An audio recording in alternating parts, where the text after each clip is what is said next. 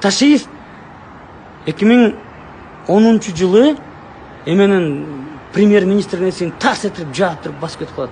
И Ташиевдин үстүнөн эмелер башталат. Эмелерчи, бүт баары жабышат да текшерет. Бул МЧС болчу да, министр МЧС болчу да, министр ЧС. Ошол кезде 3 айда эле Нура деген алайда районго бир шаар эме айыл салып берип койгон ушу Ташиев. Өкмөттүн акчасына, но салып берген. Бүт баарын текшергенде 3 килограмм мык таба албай койушкан. Бүт бар точно кеткен да. Кеним сага келдим. Ал оолуң конотуңа күйүш үчүн, азабыңды түбүнөн билиш үчүн. Жетпесем да баркыңа чанып кетпей кандай болсуң ошондой сүйүш үчүн. Кыргызстан, мен сен деп келдим. Жамгырыңа чыланып суу болууга, душмандардын жолуна чуу коюуга. Келиш керек, туулуш керек өзүңө ар бир кыргыз кыйын күндө кармаган туугунуна. Кыргызстан, мен сен деп туулдум. Кычыраган суугуңа тоңуш үчүн, кыргыз деген жүрөктө добуш үчүн, сен деп келген сапардан артка кайтпайм, желегиңдин бир нуру болуш үчүн.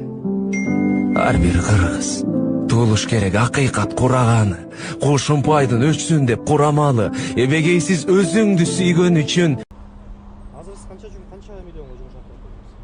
Азыр биз дагы рик боюнча смета бизге чыгарлык. Биз азыр өз неме боюнча эле алып кетип атабыз. Азыр 48 свай баарын чыгарганбыз жерден. Канча метр колонна свай 10 метрден 18 метрге чейин. Себеп бул жер топурак түбүндө суу бар. Ошо сазак жер үчүн топурактын шагалга жетип 2 метр жетиш чейин казганбыз. Бир четине 3 катар. Зашмеление канча метр бердиңер? Свайдын 2 метр.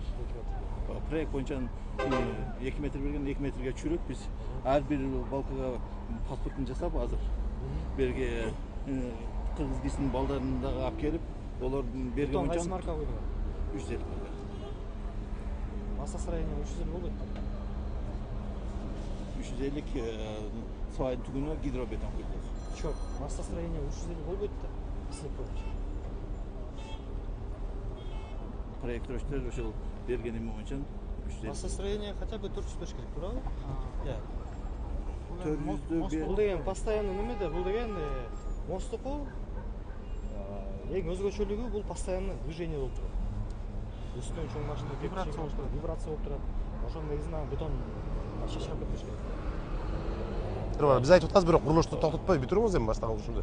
Ушуну таштап коелу экен. Ушунча пробка азыр жумуш токтотуп койсок, эртең дагы кеч калгат. Мына бетондорубуз куйгандан кийин минимум 1 ай туруш керек. Кургатып балка коюш үчүн. Ошон үчүн биз токтотпой азыр колонна ригилдерди куйтабыз да. Келишимиз жок азыр. Жок, айтыңыз. Жок, проектси барбы? Бар проект. Проект барбы? Согласован өтүп, договор барбы? Договор да жок. Договор жок. Подрядчиксиз. Эмне негизинен куруп атасыз? Ушуну айтыңыз. Бул эми ачык эле айталы. Шаардан жер беребиз, же ушуну куруп бүтүрөсүң, ошонун эсебинен деп атабыз.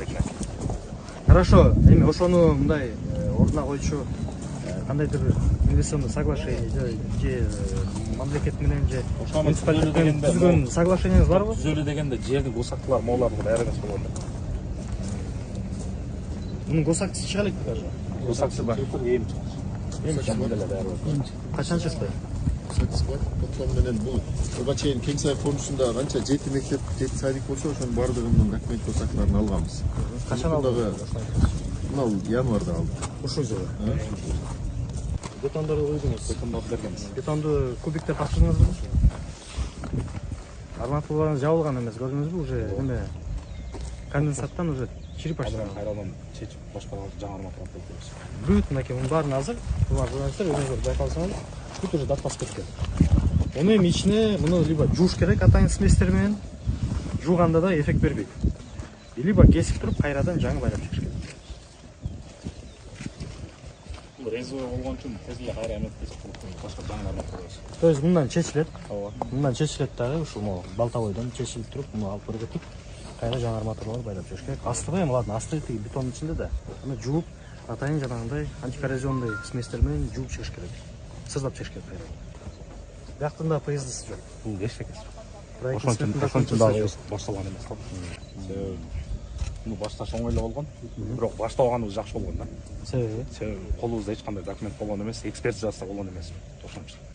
Ошо бетондун накладной, арматуранын накладной уставкасы кетирген каражаттарды бүгүнкү күндө ушул техникалар, котлован казып иштеген техникалар жалпы суммасы 20 миллионго жакын. Оз экизбешіңіз бар, Договор озик бар. Договор жок. Жок. Мамлекет менен договор жок. Жок, эч кандай договор. 5 квартира, 5 кабат. 5 кабаттуу. Кудай көрөм. Проект жасалып атат. Бир гана мамлекеттик акт сизге косак. Бир такой вопрос. Проект азыр жасалып. Бул жерде адам жашайт. Туурабы? Ертең ушул проектке далгылуу ошол жатырбасызбы? Биз кыргызкизге отчет жөнүндө Расчет конструкция чыкты. расчет конструкция чыккан, бирок текшерүү иш кылмаган өтө элек. Жок, расчет конструкция чыгып ошо расчет конструкциянын негизинде каркас, фундамент и так далее баягы нелер чыкты эле, конструктор чийип бүткү эле. Ооба, проект бар, бирок Чийип текшерүү экспертизаларын өтө элек. Ош шаарындагы болуп аткан көйгөйлөр боюнча Кыргыз Республикасынын президенти урматтуу Сооронбай Нуркожоевичтин атайын тапшырмасына ылайык ушул жерге келип чогулуш өткөрүп, ар бир объект боюнча, проблемасы бар объект боюнча мындайча айтканда сиздерге тийиштүү маалымат берүү. Параллельный проектированияга аткарганга курулуш министрлигинен тийиштүү буйрук чыкты беле? Жумабаевдики жок. Жок, мен сизден проектти сураган жокмун. Мен сизден баягы договорду сурадым. Договоруңуз барбы? Договор жок. Отура бериңиз. Бул деген мыйзамсыз нерсе. Ылайыктуу туугандар, урматтуу Ош шаарынын мэриясынын өкүлдөрү, урматтуу ишкерлер, урматтуу жана маалымат каражатынын өкүлдөрү. Биз бүгүнкү күнү ушул жерге чогулганыбыздын бирден бир себеби ушул Ош шаарындагы болуп аткан көйгөйлөр боюнча Кыргыз Республикасынын президенти урматтуу Сооронбай Нуркожоевичтин атайын тапшырмасына ылайык ушул жерге келип чогулуш өткөрүп, ар бир объект боюнча, проблемасы бар объект боюнча мындайча айтканда сиздерге тийиштүү маалымат берүү. Жана ошондой эле аягында ушул кантип чечебиз деген маселени талкуу болот.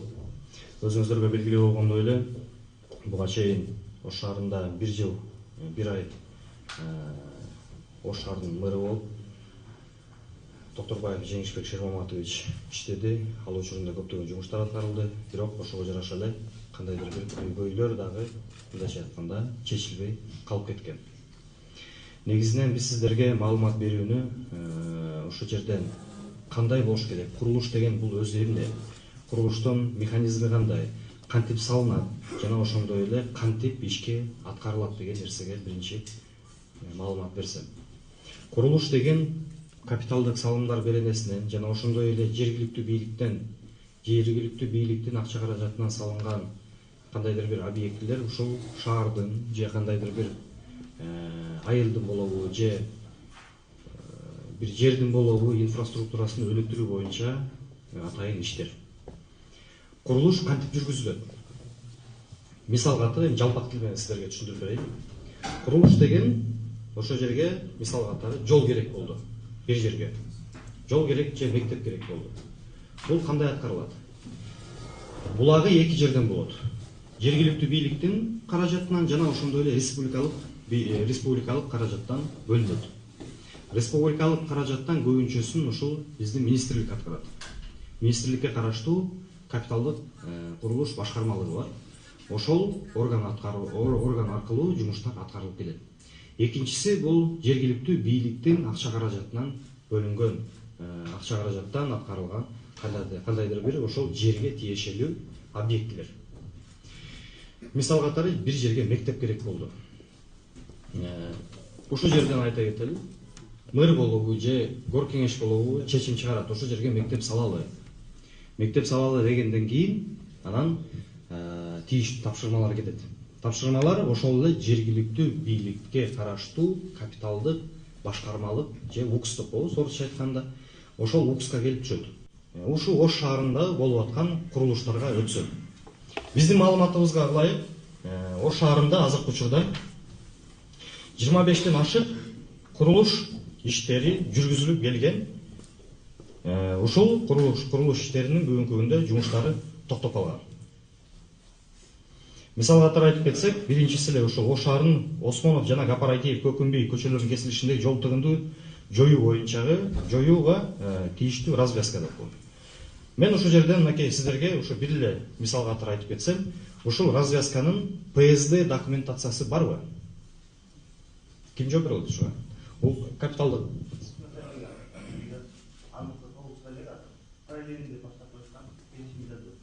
Мынакей, мен сиздерге дагы бир жолу айтып атам, ушул отура бериңиз. Ушул эле развязканын ПСД документациясы жок. Мындай тийиштүү документтер чыккан эмес. Жана канча сом кетет? Кандай развязка болот? Ичинде кандай арматура болуш керек? Кандай расчеттор чыккан? Бир дагы нерсеси бүгүнкү күндө дайын эмес, бирок курулуш башталып кеткен. Курулуш баштаган компания 400 миллионго деп койгон болжол менен. Бирок ушул курулуш баштаган компания барбы? Сиз, договор алдыңыз беле? Договор албай сиз курулушту кандай негизде кылып атасыз? Ошону айтып берсеңизчи. Именно ошо көпөрөнүн, эстрадалык көпөрөнүн проектисин бизге электронный берген, проектировщиктер. Электронный берип ошо да канча катланган арматура бар жогун бергенден кийин биз көпөрөнүн подпорный стенасын Жок, мен сизден проектин сураган жокмун. Мен сизден баягы договорду сурадым. Договоруңуз барбы? Договор жок. Отура бериңиз. Договор алардан мурун смета жана мен айтып кетпедимби? Проектный документация деп. Проектный сметный документация мамлекеттен бөлүнүп аткан акчага обязательно экспертиза өткөрүш керек. Мен аны жана айтам деп унутуп коюп турмун. Бул экспертиза ушул курулуш министрлигине караштуу экспертиза департаментинде өткөрүлөт. Ал жерден да биздин маалымат боюнча бул объектилерге экспертиза өткөн эмес.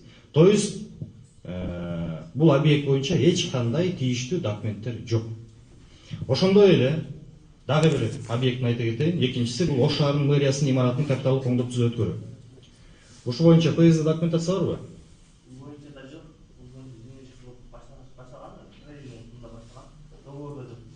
Отура бериңиз. Мына өзүңүздөр уккандай эле бул объект боюнча дагы эч кандай договорлор түзүлгөн эмес. Капиталдык оңдоп түзүүгө өткөрүү үчүн хотя бы эң болбой калды деген дефектный акт түзүлүш керек болчу. Дефектный акт түзүлүп, ошол жерден дагы сметасы жасалыш керек болчу. Сметасы жасалган эмес жана мен айткандай эле экспертизадан өткөн эмес. Ошондой эле кантип кайсы компания салып атканда биз бүгүнкү күндө билбейбиз. Бирок эртең эле ушул эки компания мынакей бизге келет дагы, биздин акчабызды бербей атат. Биз ушундай курулуш жасадык эле дегенде Ош шаарынын мэри урматтуу Жанар Кубаныч айтат. Проектный документация барбы дейт биринчи. Экспертизадан өттү эле. Акт приемка болдубу?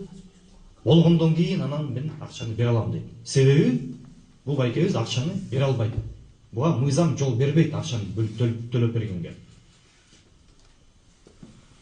Мындай объектилерден бүгүнкү күндө 25 объект турат Ош шаарынын ичинде. Үчүнчүсү Памир көчөсү, Алымбек Датка эстелигинин айланасында жашыл зонасынын тосмолоруна гранит басуу дейт. Бул дагы ушундай экен. Төртүнчүсү Достук айланпасына гранит таш басуу. Бешинчиси Грин заводдун айланпасындагы гранит таш басуу. Алтынчысы Ош шаарынын мэриясынын алдындагы бетон тосмолорун кайрадан жасап чыгуу дейт. Жетинчиси автомашина коюу үчүн жер тилкесин оңдоп түзөө, штраф стоянка. 8-чи жол басар каналынын жээгинде оңдоп түзөө. 9-чусу долбоорлоо иштеди. Кайсы бек? 10-чусу Рео ГАИне жаңы имарат куруу. 11-чиси Достук флагшток орнотуу. 12-чиси Кең Сай массивинде 1000 орундуу бала бакчанын курулушу. Кең Сай массивинде 480 орундуу мектептин курулушу. Кең Сай массивинде 600 чарчы метрлүү өлчөмүндөгү резервуар куруу. 15-чиси Көкүмбей көчөсүндө эки тарабына тротуар куруу. 16-чы Масалиев проспектисинде тирөөч дубалдарды куруу. 17-чиси Алымбек Датка көчөсүндөгү Тышкы иштер министрлигинин тушунда тирөөч дубалдарды жана тротуар куруу. 18-чи Абдыкадыров көпүрөсүнө эки тарабындагы эс алуу жайын оңдоп түзөт. 19 Эни Сай жаңы конушуна сквер курот. 20 Алымбек Татка көчөсү боюнча аймакты тосмо менен тосуу. Нур кинотеатрынын алдында жана жөө жүргүнчүлөр үчүн Изюм кафесинин алдында жыгач тактайлардан тротуар куруу. 21 Касымбеков көчөсүнүн номер 30 дарегиндеги жол кыймылынын коопсуздугун камсыздоо бөлүмүнүн аймагына тосмо менен тосуу. 22 Ломоносов мектебине короосуна 13 орундуу ажаткана, волейбол, футбол, баскетбол чуркоо аянтчаларын куруу. 23 Ош Арын Исанов көчөсүндөгү Алыкулов паркын тартып, Вахапова көчөсүндө чейинки аралыкка эс алуу жайын. Салкынтор эс алуу жайын оңдоп түзөт. Масалиев мектебине Масалиев айкелин куруу. Бардыгы 25 объект болуп атат. Ушул 25 объекттин Ушул 25 объекттин бүгүнкү мындайча айтканда эч кандай бир дагы иш кагазы бүткөн эмес. Жана бул курулуштар мыйзамсыз башталган. Мыйзамсыз башталып бүгүнкү күндө целый мындайча айтканда 1 миллион камтылган шаарды жаңылышка алып келип, ушу тийиштүү жумуштар бүгүнкү күнгө чейин мынакей бүтпөй аягынан чыкпай келет. Урматтуу агайым туугандар, өзүңүздөргө белгилүү болгондой эле биздин мамлекетибиз мыйзамдуу мамлекет болуп саналат. Ошол себептен ар бир нерсе мыйзамдуу жолдо жүрүш керек. Кичинекей үй салсак дагы же чоң жол салсак дагы же мектеп салсак дагы ар бир нерсени мыйзамдуу кылып, өз убагында бүткөргөнгө аракетибизди көрүшүбүз керекпиз. Негизинен жумуштарды эрте бүткөргөн өзү жакшы. Бирок ошону мыйзамдуу кылып, тийиштүү документтердин баардыгын дайындап, эртең башка жетекчилер келгенде дагы ошону өткөрүп берүүгө бизде мүмкүнчүлүк болуш керек. Кыргызда жакшы сөз бар, келген эмес, кеткенин ойло дейт. Ошол себептен ар бир нерсенин жол жобосу бүгүнкү күндө мыйзамдуу түрдө бекитилген. Ар бир нерсенин өзүнүн жоболору бар, мамлекет тарабынан бекитилип берилген. Ошол жоболорго ылайык жумуштар жүргүзүлүш керек. Жана ошондой эле ар бир курулуш чийилген проектисине ийне жибине чейин дал келиш керек. Жакшы болсо жакшы, бирок жаман болбош керек. Жана ошондой эле биз ушул аткарылган жумуштардын жакшы же жамандыгына биз азыркы учурда жооп бере албайбыз. Себеби бүгүнкү күндө проекттик сметалык документтери аягынан чыккан эмес. Жана ошондой эле акча каражаттарын которуп берүүгө дагы бүгүнкү күндө мэриянын эч кандай мүмкүнчүлүгү жок. Мыйзам жол бербейт. Себеби бүгүнкү күндө проекттик сметалык документтери аягына чыга элек.